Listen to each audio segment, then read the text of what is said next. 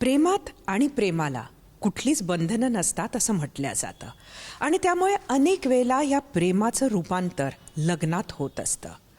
मैत्रीला सुद्धा अशीच कुठलीही बंधनं नसतात आणि अनेक वेळेला मैत्रीतून प्रेम आणि प्रेमातून लग्न हे आपण बघत असतो. मात्र दोन मैत्रिणींचं लग्न फारसं भारतात आपल्याला ऐकायला मिळत नाही. मात्र नागपुरामध्ये नुकतीच एक रिंग कमिटमेंट सेरेमनी, ज्याला आपण साक्षगंध म्हणू शकतो, ते पार पडला आणि तो ह्या दोन मैत्रिणींमध्ये. आपल्याबरोबर आहेत डॉक्टर सुरभी मित्रा आणि पारोमिता मुखर्जी. या दोन्ही मैत्रिणींनी एकमेकांशी बंधनात, प्रेमाच्या बंधनात अडकण्याचं ठरवलं आहे आणि त्यामुळे नक्की हे लपत सुद्धा नाही आहेत. त्यामुळे नक्की काय आहे त्यांचा हा प्रवास हे आपण त्यांच्याकडनं जाणून घेऊया. सुरभी, काय सांगशील? तुमचं एक मोठा साक्षगंध, एक पब्लिक साक्षगंध आपण केलात. कधी झाला तो? काय त्याच्या मागची भूमिका होती? काय तुमचा प्लॅन आहे? तर असं झालं की याचा प्लॅन खूप लवकर बनला ऑनेस्टली. कारण आधी असं होतं की हिनी फक्त मला असंच सहज एक प्रश्न विचारलं होतं की जेव्हा मी तुला भेटीन, तर आधी प्लॅन होता बीच ट्रिपवर जायचा. आणि तिने म्हटलं की मी तिथे जर तुला प्रपोज केलं तर तू नाही म्हणशील का? मला रिजेक्ट तर नाही करणार? तर मी म्हटलं मी असं का करीन? तर इनडिरेक्टली तिला हे समजून गेलं की माझं उत्तर हो आहे. आणि मग असं डिसाईड झालं की मग आम्ही आमच्या लोकांना सांगायला लागलो. म्हणजे ओरिएंटेशनबद्दल तर आधीपासूनच माहिती होतं, पण हे की आम्ही आता एका प्रॉपर कमिटेड रिलेशनशिपमध्ये आहोत आणि आता आम्हाला हे सगळ्यांना सांगायचं आहे. आम्ही सांगणं जेव्हा सुरू केलं तेव्हा लोकांचा रिस्पॉन्स इतका चांगला होता की त्यांनी म्हटलं की का मग तुम्ही एकट्यात कशाला रिंग एक्सचेंज करून राहिले, तुम्ही आमच्यासमोर का नाही करत? म्हणजे एक पब्लिक सँक्टिटी पण भेटते, एक व्हॅलिडेशन पण भेटतं. आणि त्यासाठी मग ते डिसाईड होता असं झालं की आम्ही डिसाईड केलं की आता मग ह्याला एक पब्लिक सेरेमनी म्हणून करू. खरं तर तुम्ही दोघंही वेगवेगळ्या शहरांमध्ये राहता. म्हणजे सुरभी ही नागपूरला असते आणि पारोमिता ही कलकत्त्याची आहे. आणि अशामध्ये ह्या दोघांचं हे साक्षगंध हा झालेला आहे. पारोमिता, आप कब मिली इन्हें? आप दोनों दूसरे शहरों में रहते हैं और किस तरह से आपकी ये दोस्ती पहले हुई?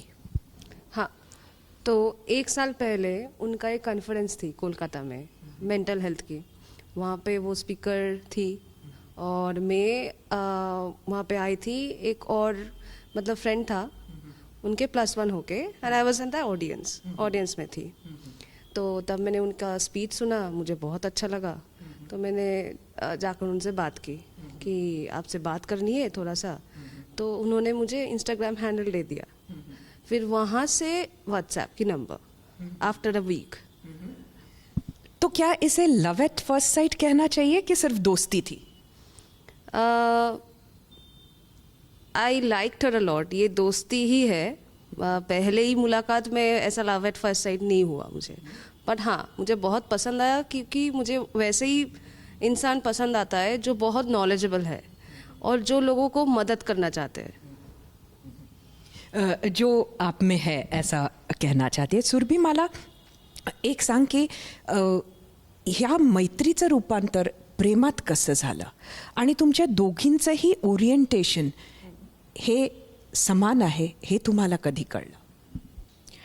हां, तर जेव्हा इंस्टाग्राम हँडल एक्सचेंज झाला तेव्हा एका कॉमन म्युच्युअल फ्रेंडनी म्हणजे जिला आम्हा दोघांच्या ओरिएंटेशनबद्दल माहिती होतं, तिने सांगितलं की अरे हिचं तर तसं आहे, तर तुझंही तसं आहे, मग कसं जमतं आहे?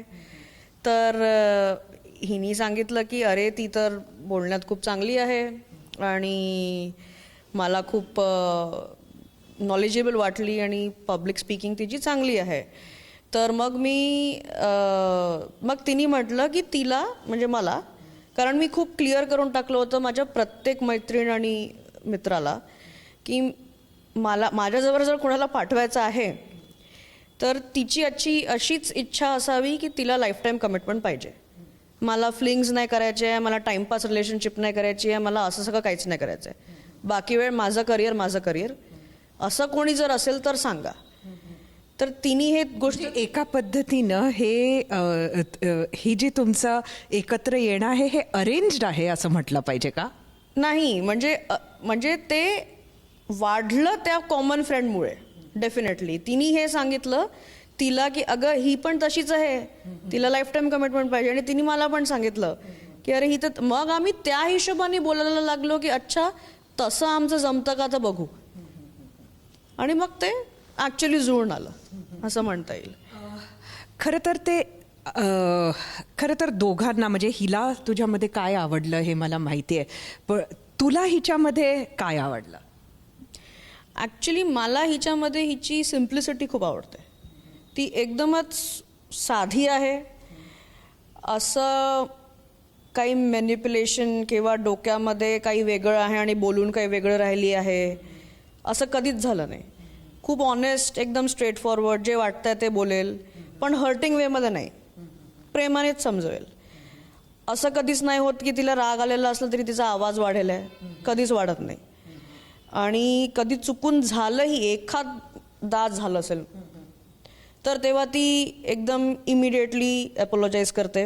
म्हणजे प्रेमात जसं मेकअप ब्रेकअप वगैरेचा वेळ येतो तसं तुमच्यामध्ये फारसं आलं नाही? नाही, ॲक्च्युली नाही. म्हणजे डिफरन्सेस ऑफ ओपिनियन आले आहे कधी कधी, की मला एका टॉपिकबद्दल असं वाटतं की असं केलं पाहिजे, तिला वेगळं वाटतं, पण आम्ही त्याला डिस्कस करतो. तर भांडण नाही होत, डिस्कशन होतं आणि मग आम्ही एका कॉमन कन्सेंससवर येतो. पारुमिता, भले ही आप दोनों को एक दूसरे पसंद आए हो, लेकिन फिर भी इस तरह का एक बहुत बड़ा कदम उठाना, पब्लिकली सामने आकर एक कमिटमेंट करना, ये एक बहुत ही डिफ़िकल्ट डिसीजन रहा होगा. ये कैसे लिया? सो पहले जो था वो हम लोगों ने ये सोचा था कि बीच पे जाके छोटा करके कर लेंगे. मतलब वही मेरा इच्छा थी पहले कि जस्ट बिकॉज आई लव हर तो मैं रिंग लाऊंगी, मैं तुम्हें प्रपोज करूंगी, तुम एक्सेप्ट कर लोगे. और ये मैंने उससे पूछा भी कि अगर मैं ऐसे बीच में जाके सबके सामने अगर ये बोलो कि विल यू मैरी मी करके, तो तुम क्या ना बोलोगे? तो उन्होंने बोला था नहीं. तो मुझे पता चल गया कि ये मुझसे प्यार करते हैं अभी. फिर धीरे धीरे जो हम दोनों ने सोचा कि हाँ बड़ा वाला जो पिक्चर है वो इन्फ्लुएंसिंग का है, लोगों को समझना चाहिए.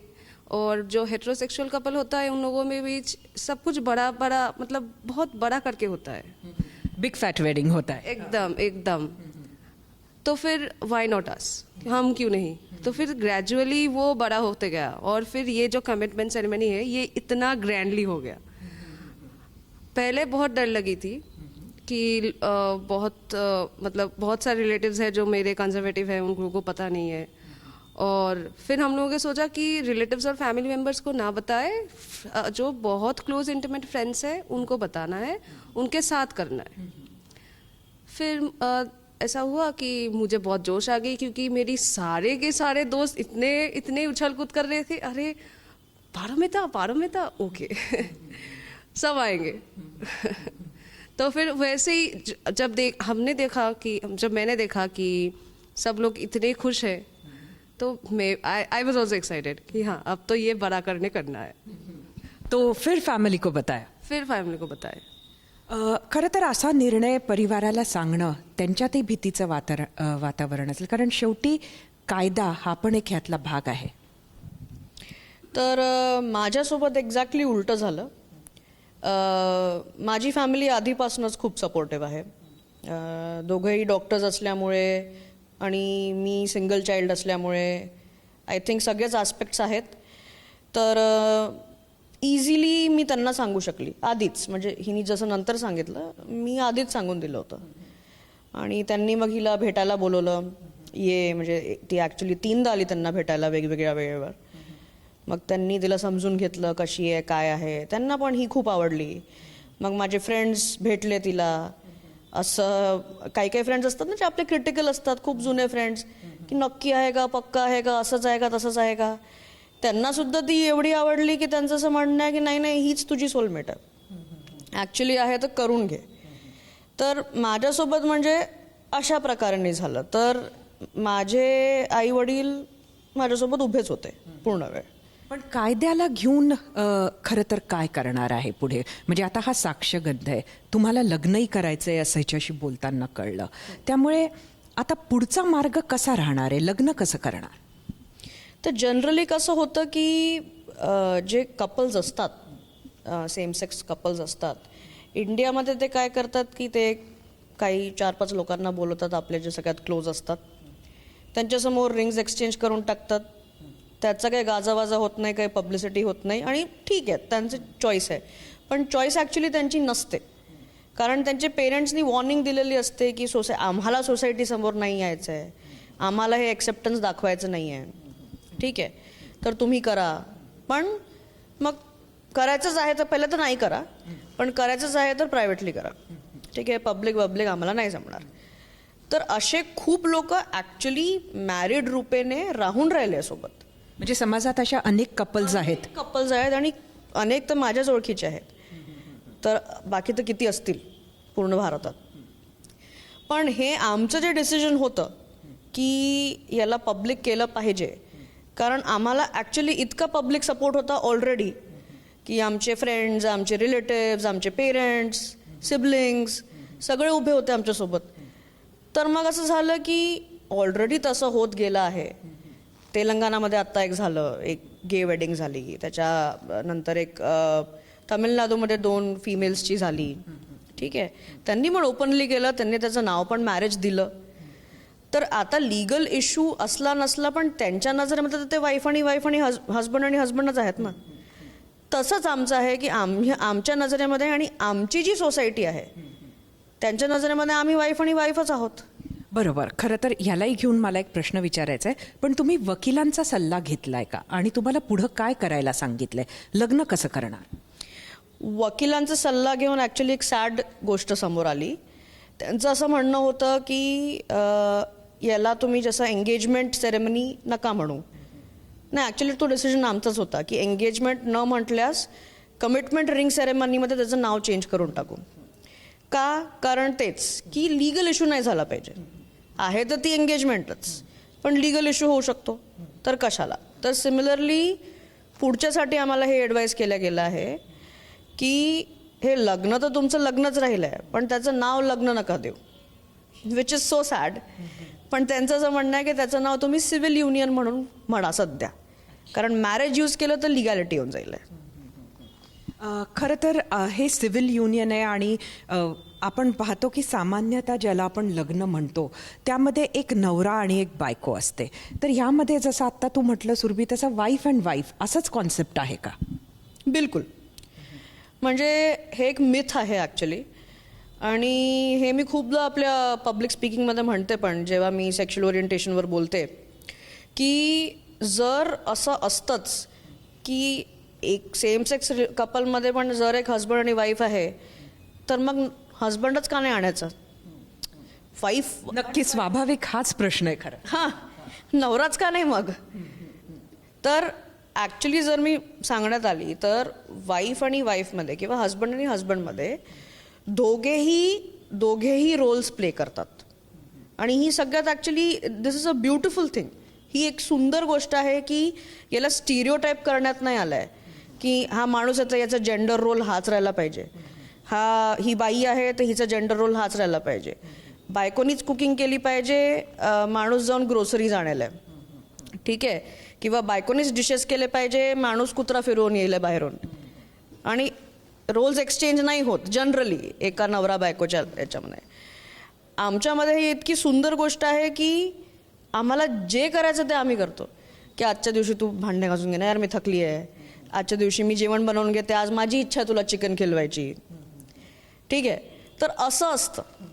So this is called wife and wife or husband and husband. बिलकुल. पण जसं एका सामान्य लग्नामध्ये म्हणजे जे कन्वेंशनल लग्न आहे त्याच्यामध्ये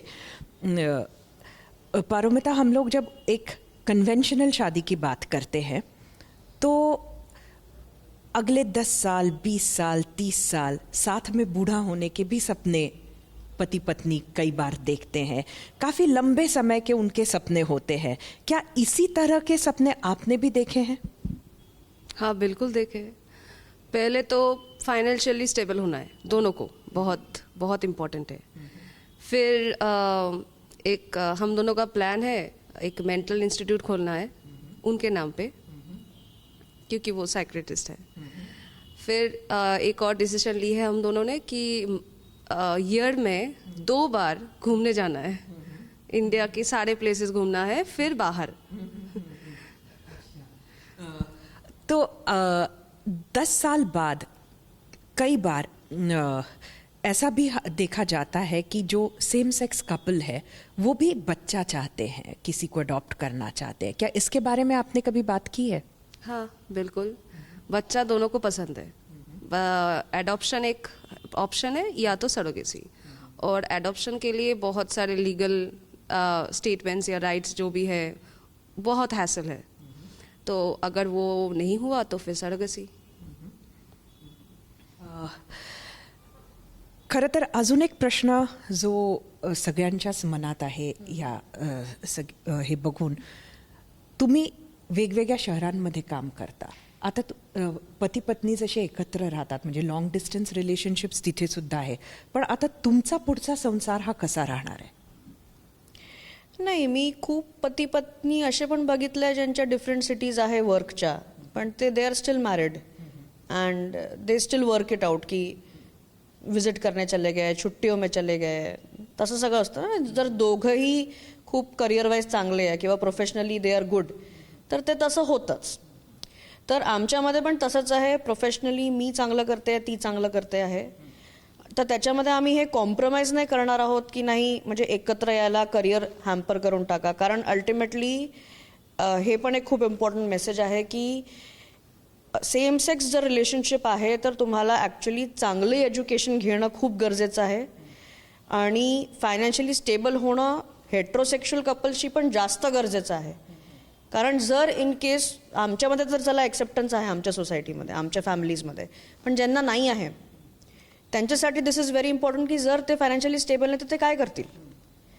ठीक आहे, तर आमचं पुढे तर हेच डिसिजन आहे की हिचं जसंच ते टेन्युअर निपटेल आहे दिल्लीचं, तर आम्ही एका सिटीमध्ये शिफ्ट होऊ. आता ती सिटी एक्झॅक्टली कोणती राहील आहे ते डिसाईड करायचं आहे, दोघांच्या करिअरच्या दोघी प्रॉस्पेक्ट्स बघून. बिलकुल. तुमच्या दोघींचे खूप खूप धन्यवाद आमच्याशी बोलल्याबद्दल. एक आगळी वेगळी ही रिलेशनशिप आहे. खुलून ह्या दोन्ही मैत्रिणी समोर आलेल्या आहे. लग्नाला लग्न जरी म्हणणार नसल्या तरीही आम्ही लग्न करत आहोत हेही त्या सांगत आहे. समाज वेगवेगळ्या पद्धतीनं नक्कीच त्यांच्याकडे बघणार आणि त्यांच्या समोर नक्कीच येणाऱ्या काळात बऱ्याच चॅलेंजेस आहेत. मात्र एकत्र एका लाँग टर्म रिलेशनशिपमध्ये राहून या सर्व चॅलेंजेसला सामोरं जाण्याचं त्यांची तयारीसुद्धा आपण बघितली आहे. कॅमेरामन व्यंकटेश नायडूसह सरिता कौशिक, एबीपी माझा, नागपूर. एबीपी माझा, उघडा डोळे बघा नीट.